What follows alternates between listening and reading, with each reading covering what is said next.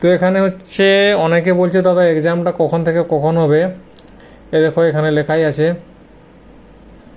এক্সামের যে window open হবে 11 তারিখে, সেটা হচ্ছে 3টা 11 তারিখ 2026, যে আছে এপ্রিল 11 2026 3টা PM এখানে। তারপরে ক্লোজ হচ্ছে ওটা 15 এপ্রিল 2026 5টা PM, মানে এই টাইমটার মধ্যেই তোমাদের টোটাল এক্সাম ক্লিয়ার করে দেবে তারা, ঠিক আছে।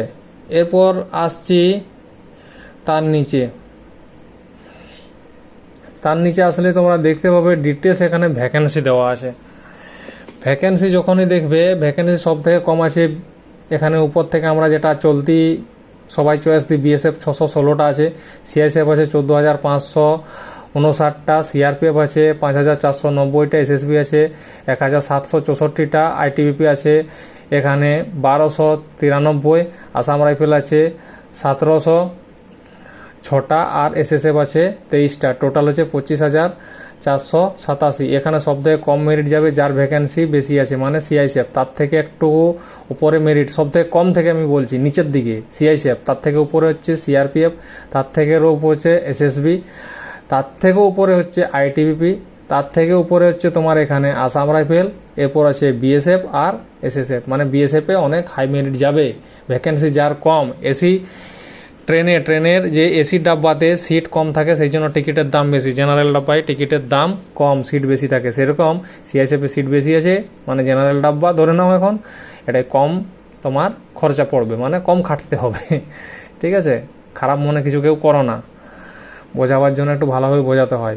পড়াশোনার যোগ্যতা কি আছে? মাধ্যমিক পাস,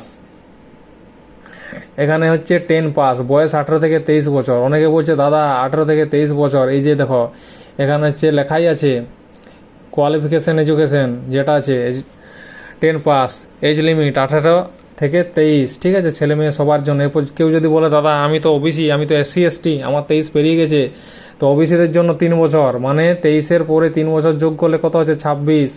আর কেউ যদি বলে দাদা আমি ST SC, তাহলেই দেখো ST SC-দের জন্য আরও 5 বছর ছাড় আছে, মানে 23-এর পরে তুমি 5 বছর যোগ করো, তাহলে কত হচ্ছে 28 বছর। এরপর বাকি এখানে আছে আবার অন্যান্য আছে এক্স সার্ভিসম্যান, আদার্স সব কিছু এখানে ডিটেলস দেওয়া আছে, ঠিক আছে। OBC এখানে ফর্ম আবেদন করার জন্য দেখো জেনারেল OBC 100 টাকা, SC ST-দের নীল, মানে কোনো টাকা লাগবে না, ঠিক আছে।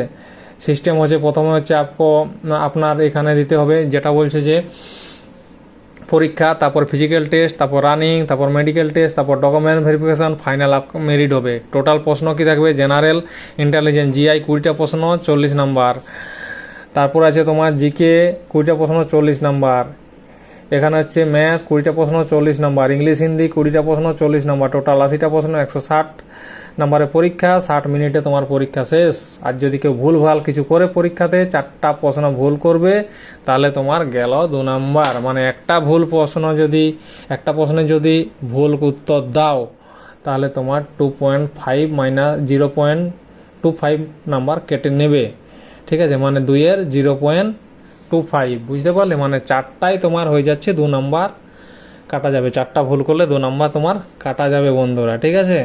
ইংলিশ হিন্দিতে পরীক্ষা হবে, মাতৃ ল্যাঙ্গুয়েজও দেওয়া থাকে। তো আশা করি কথাটা বুঝতে পেরেছো, চ্যানেলটা সাবস্ক্রাইব করবে।